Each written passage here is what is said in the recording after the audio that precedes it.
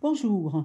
Alors, je continue avec Clara Peters à partir d'un site extraordinaire que je vous recommande. Donc, vous voyez, Artifex in opere, vous reconnaissez les mots latins, in opere, dans l'œuvre. Vous voyez, l'artificiel dans l'œuvre, je ne sais pas trop ce que ça veut dire artifex, mais in opere, ça veut dire dans l'œuvre.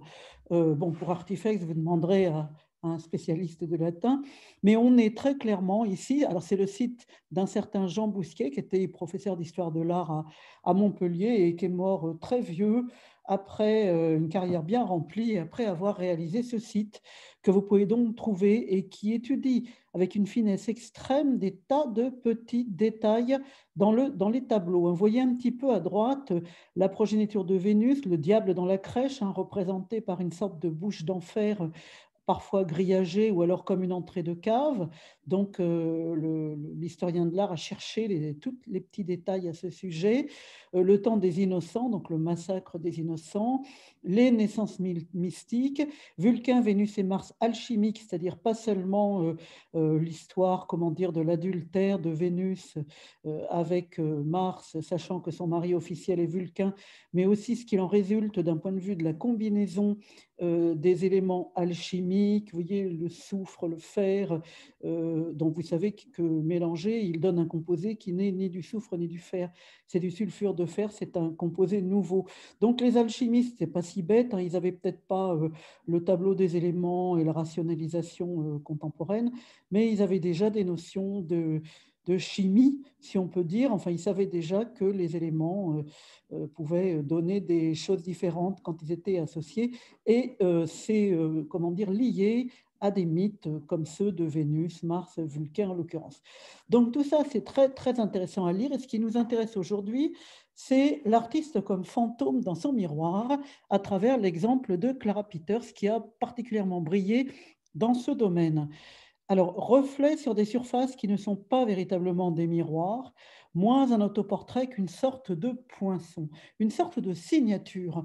Il est fréquent que les femmes artistes du XVIe, XVIIe siècle emploient des espèces de systèmes symboliques pour signer. Et Clara Peters emploie, je devrais dire Peters, le dire Peter tout le temps, c'est aussi ridicule que le documentaire d'Arte où le commentateur dit Lacoon au lieu de dire Laocoon, quoi. C'est pas Laocoon, hein, c'est pas raccoon, c'est Laocoon. Bon, clairement, là, moi, je suis aussi bête que ça. Quand je dis Peter, ça veut dire Peters. Peters. Bref, un poinçon, une marque. Lavinia Fontana, au XVIe siècle, signe avec des petits chiens épagnols nains continentaux phalènes. Ici, Clara Peters signe avec son propre visage reflété dans des surfaces miniaturisées dans des surfaces. Et effectivement, attestant sa virtuosité. Et c'est quelque chose de piquant, quelque chose qui plaît, quelque chose de caché. Les 16e et 17e siècles adorent ça. Hein. C'est l'époque des anamorphoses, c'est l'époque des symboles cachés dans les tableaux qu'on se plaît à déchiffrer. Donc, le tableau est une sorte de rébus, il pique la curiosité et l'imagination. Et là aussi, Sarah Peters, avec son histoire de petits portraits, contribue à cette ambiance générale. Donc, il ajoute du temps où le peintre commence à peine à revendiquer son individualité. Ben oui, c'est rarement signé au sens une signature, ça arrive. Hein. Parfois d'ailleurs, le portrait redouble la signature.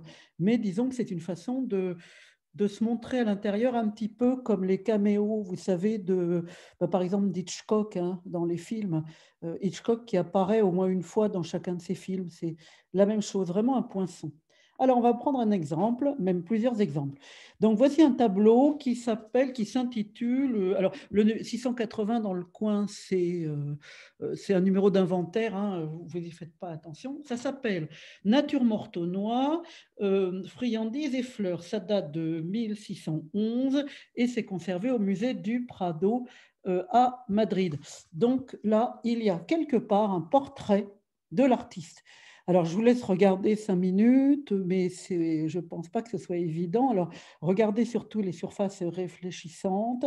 Alors, peut-être commencez-vous là, à force de... Alors, ce n'est pas les fleurs, vous voyez ce verre de vin magnifique. Est-ce que c'est dans le verre de vin?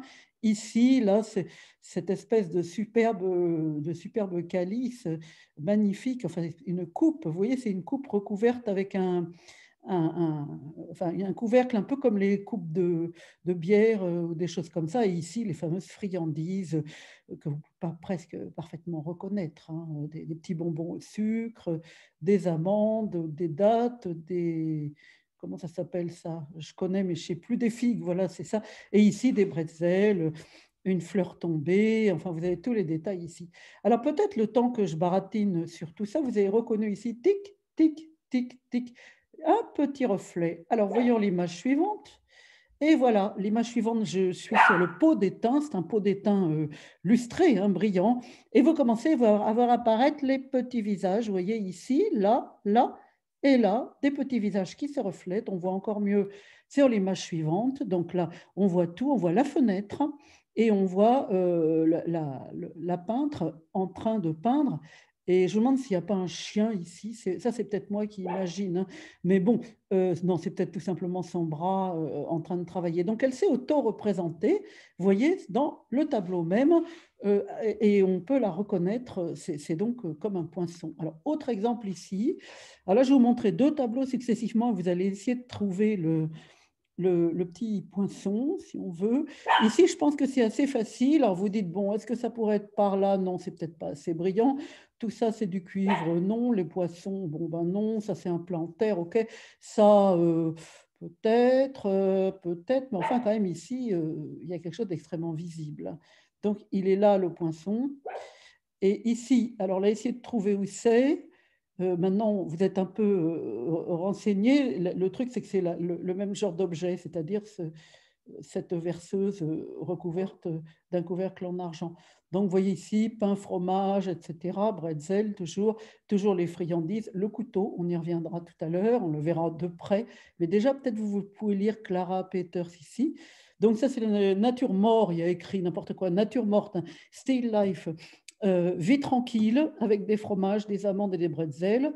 Donc celui-ci est à La Haye et il date de 1615. Alors maintenant, je vous révèle les deux visages sur les pichets. Donc voici le premier tableau avec le pichet ici, et vous voyez ici le portrait de l'artiste et toujours la fenêtre, hein, derrière. Donc elle s'est auto-représentée ici. Et puis sinon, bon, elle rend les matières, hein, très précisément. Ici, c'est du bronze, là, c'est de la céramique, là, c'est de l'argent ou de l'étain peut-être, mais bon, peut-être de l'étain plutôt que de l'argent. Et ici, on voit les végétaux apparaître. Vous voyez le petit visage. Et puis sur l'autre, c'est très net aussi. Donc le reflet de la fenêtre et le visage démultiplié. À chaque fois démultiplié parce qu'il apparaît à plusieurs endroits. Vous voyez, c'est normal. Le reflet, il ne se met pas uniquement à un seul endroit, mais il se démultiplie. Donc c'est quasi copié sur la nature en quelque sorte, copié sur la réalité. C'est ça qui est très, très frappant et très remarquable. Le dernier exemple est le meilleur. Donc ici, deux de ces coupes, de ces calices, très brillantes. Regardez le gaudron, surtout ici, là, par là. C'est par ici que ça va apparaître, peut-être même ici, donc dans ces deux gaudrons. Ici, alors là, vous voyez, des coquillages, évocation des pays lointains qu'on découvre, hein, en ce moment. La tulipe qui incarne l'esprit hollandais, l'argent. C'est étonnant, hein, on a ici le symbole presque du colonialisme de l'époque. Vous voyez, la tulipe qui est d'importation turque, l'argent, les pièces, bon ben oui, enfin l'argent au sens le fric, quoi, les pièces d'or. Et ici, des coquillages qui évoquent les pays lointains, notamment celui-ci, c'est une porcelaine. Ça, c'est un murex, un bon. Mais enfin, quand même, il n'y a pas des masses de murex là où habite Clara Peters. Et ici, vous avez plutôt l'image même des lointains pays avec qui on fait du commerce, qu'on colonialise fortement. Donc, ici, c'est le meilleur exemple. Là, on la voit carrément avec sa palette. Donc, vous voyez, elle a un col remonté. On voit bien ici une sorte de guimpe. Les deux pinceaux ici, la palette, le visage, la tête. Et donc, ce n'est pas un chien, c'est le bras. Et toujours derrière la fenêtre. Et ici, le reflet est légèrement décalé parce que le gaudron, il est complètement en relief. Et là, forcément, la lumière, elle vient un petit peu de l'autre côté. C'est normal que ce ne soit pas tout à fait la même chose. C'est l'exemple le plus frappant où le détail est extrêmement visible. Et vous voyez ce goût de la miniaturisation, ce goût du mystère, ce goût de la peinture à objet caché, hein, si je puis dire, la volonté de cacher un peu, de faire une surprise qui est typique de la peinture de l'époque, bourrée de symboles, bourrée d'objets signifiants, et où vraiment pour la lire, il faut être un iconographe ou une iconographe de première force, hein. Alors, pour finir, je vous ai mis son couteau. Donc ça, c'était dans un des tableaux que je vous ai montré plus haut. Alors, voyez ce couteau d'argent avec son nom gravé, Clara Peters, et voyez la finesse des deux gravures qui représentent les vertus. Donc, il y a cette femme ici, là, vous voyez, ça c'est une vertu. C'est probablement la tempérance, une vertu chrétienne. On aperçoit une croix. Ici, je ne sais pas trop, je ne me souviens plus, c'est du genre, bon, c'est des vertus, hein, et là, je me demande si ce n'est pas des fèves de cacao. Non, ça ne doit pas être ça. Non, non, je ne sais plus. Comme c'est en grand format. Et vous voyez ici les assiettes, enfin typiques. C'est extraordinaire à quel point elle a su reproduire les choses telles qu'elles étaient. Donc une peinture qui enchante absolument les gens de l'époque. Elle est très célèbre, ça marche très très bien. Et vous trouvez donc la plupart de ces peintures. Il y a un livre en espagnol sur son exposition au musée du Prado, qui est une très bonne source remarquable pour cette pictoresse ou cette peintre beaucoup oubliée, hein, quand on parle des Flamands. Alors, le suivant, ça va être Vermeer, dans la série Pas oublié. Vous vous dites, ah ben oui, Vermeer, c'est pas l'artiste oublié, vraiment. Bon, ben si. C'est-à-dire que Vermeer, il a été complètement oublié après sa mort. Il était très provincial. Et du coup, après sa mort, eh ben, il a été complètement zappé du grand public. Les collectionneurs le connaissaient toujours, mais il était quand même peu célèbre auprès du public et il y a eu une résurgence au XIXe siècle. Donc, je vais maintenant passer à un deuxième exemple de peinture flamande après Clara Peters d'Anvers. Voici Vermeer de Delft. Donc, c'est toujours la zone comment dire, la zone flamande au sens large du terme, avec la Hollande, la Zélande, tous ces éléments-là qui constituent la Flandre de référence de l'époque, marquée par l'efficacité de son commerce, les ports, les lointaines destinations, et puis les objets, les métaux précieux et un niveau de vie très élevé dans la bourgeoisie, hein. Ça fait un peu penser quelque part à cette chanson de Jacques Brel que j'aime pas beaucoup, qui est extrêmement, comment dire, caricaturale et méchante, qui s'intitule Les Flamandes, qui dansent le dimanche sonnant. Et donc ça, c'est une chanson de Jacques Brel. Il dit oui, les Flamandes dansent pour montrer que tout va bien, qu'on a bon blé, qu'on a de l'argent. Et c'est vrai quand même que les Flamandes et les Flamands de l'époque avaient à cœur de montrer à quel point ils avaient des choses précieuses. Enfin, c'est frappant même sur ce couteau en argent gravé, beaucoup de décorations, beaucoup de choses précieuses. Et on va voir comment Vermeer, à son tour, exploite cette, peut-être de façon encore plus nette, parce que Clara Peters, elle s'inscrit très clairement dans une demande de l'époque, dans les possibilités qu'elle a du fait qu'elle n'a jamais fait de modèle vivant et qu'elle peut donc pas aspirer à des peintures d'humains qui sont toujours considérées vaguement, hein, comme supérieures aux peintures d'objets, de fleurs, de les natures mortes et tout, hein. L'humain a une espèce de statut supérieur, même si on n'est pas directement sous l'emprise des textes de Félibien, et qu'un système de marchandisation de l'œuvre commence à rendre le système de Félibien un peu caduque, hein, assez vite, parce que le système de Félibien est très très fortement lié, comme vous le savez, à la commande publique, ou alors aux grandes commandes, aux grands commanditaires, je ne sais pas moi, un réfectoire pour un couvent, une peinture pour une église. Enfin, on n'est pas dans le petit tableau de chevalet. Il y a une très forte opposition entre le tableau qu'on met chez soi et la commande publique, si on peut dire, enfin la commande publique, pas forcément publique, elle peut être privée, mais la grande commande. Et c'est là-dessus que j'insiste. Alors, Félibien, je ne sais pas si je vous l'avais épelé, c'est F-E, accent aigu L-I-B-E-N, et c'est lui qui a élaboré ce système qui met au plus haut point les humains liés à la Bible, à la mythologie et à l'histoire, dans l'ordre, hein, Bible en haut, mythologie ensuite et histoire après.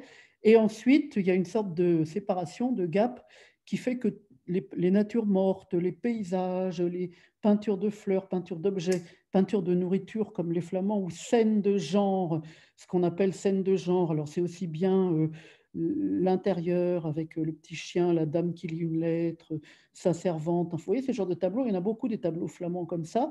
Bon ça, c'est les scènes de genre, ça a beau être des humains, c'est considéré comme inférieur, hein, parce que ce qui compte, c'est le fait de représenter, disons là, en l'occurrence, un intérieur, une chambre, une antichambre, un salon et cetera.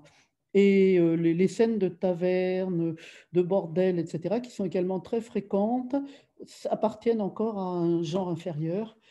C'est donc, c'est des scènes de genre et même à l'intérieur des différents espaces, c'est le portrait est supérieur à la taverne, mais ça dépend quel portrait. C'est le portrait d'une prostituée? Non.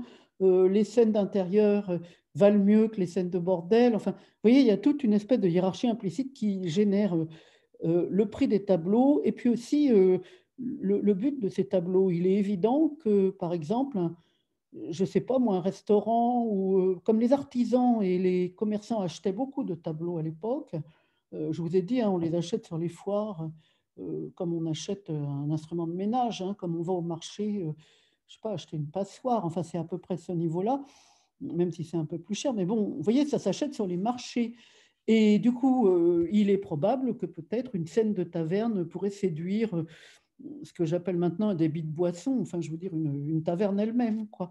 Donc, c'est pour ça qu'il y a tant de variétés, dans les tableaux. Voilà donc pour Clara Peters, et je vais maintenant, passer à la suite. Voilà, merci beaucoup.